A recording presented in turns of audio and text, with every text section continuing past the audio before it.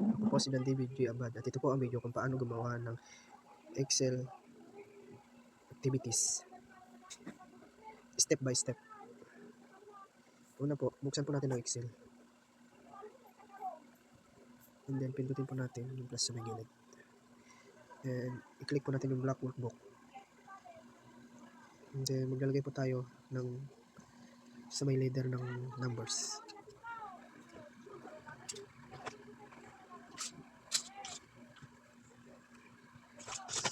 Sa letter B, nalagay po natin yan, text, addition,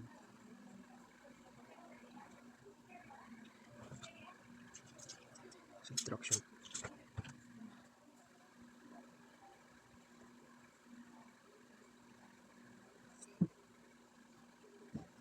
multiplication,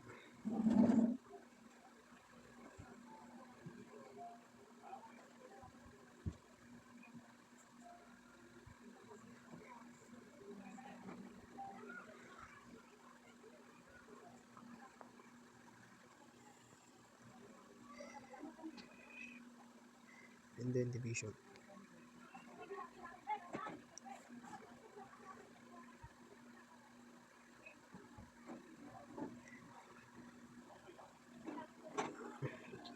And then dito po sa may numbers, nagawa po tayo ng example. Halimbawa po 150. Susulat ko na po yung mga example ko po dito. 150, 320, 45. Ito po, kahit ano po yung ilagay nyo. 600.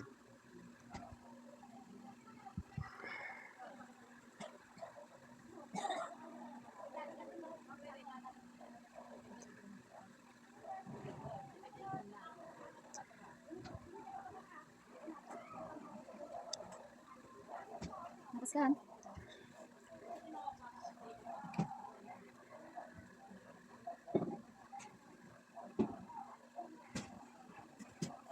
And then, next po, sa text po tayo. Magta-type din po tayo ng mga example po. Ito po yung example ng ilalagay ko. Apple.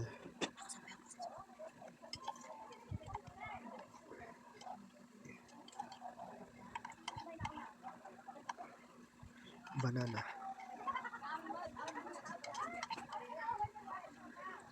Cherry.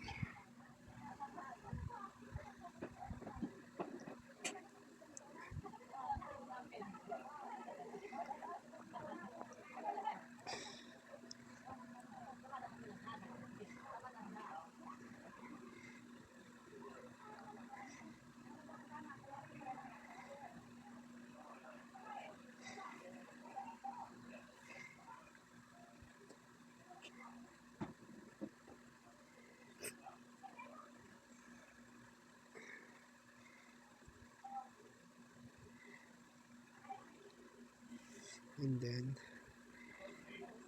jackfruit.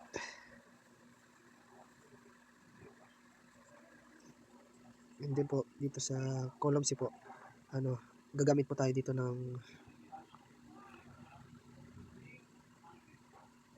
arithmetic, basic arithmetic operation. Dito po ay sa column C, mag-a-add po tayo ng 10 pesos. Example po, or 5 pesos. Depende na lang po yun yung kung ano po yung idadagdag.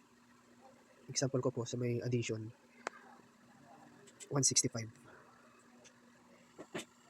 Yan, dagdagan lang po natin ng mga add yan.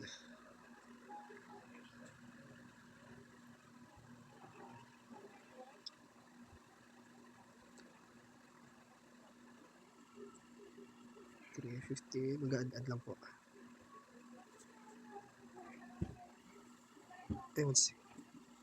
Addition 160 wala.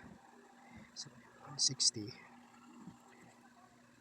330 tapos 55 55 55 and 16. Ito.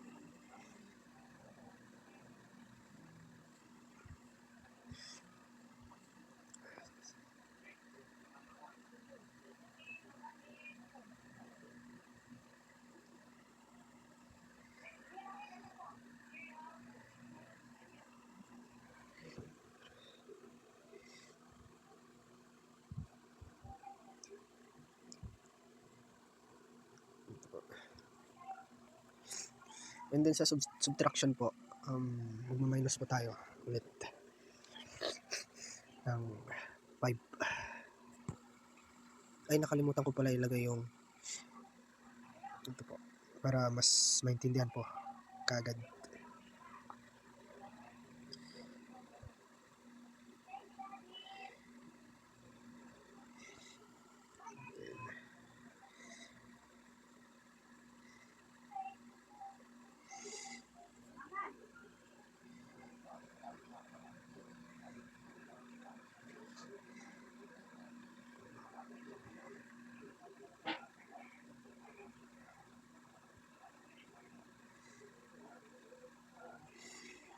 Dito po tayo. Subtraction naman po ay magmaminus po tayo ng 5. Susulat ko na po lahat.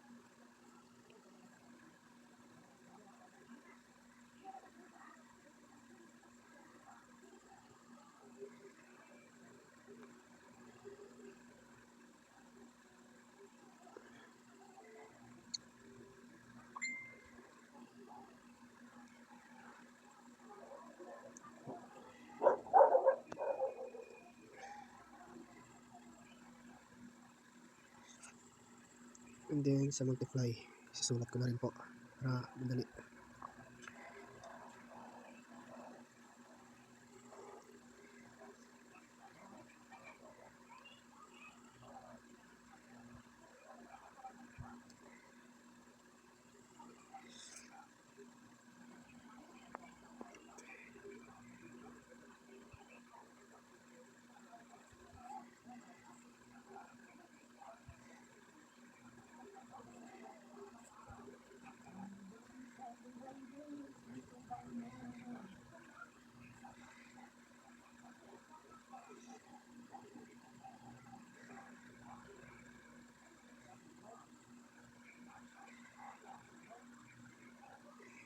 And then sa division po, 75, 160, 22.5,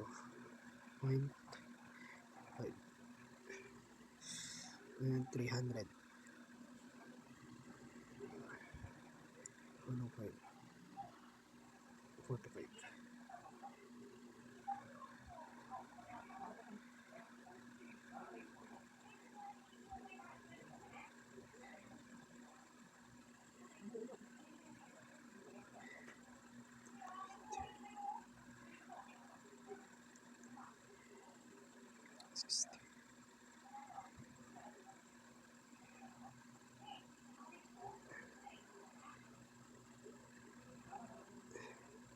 Yun po.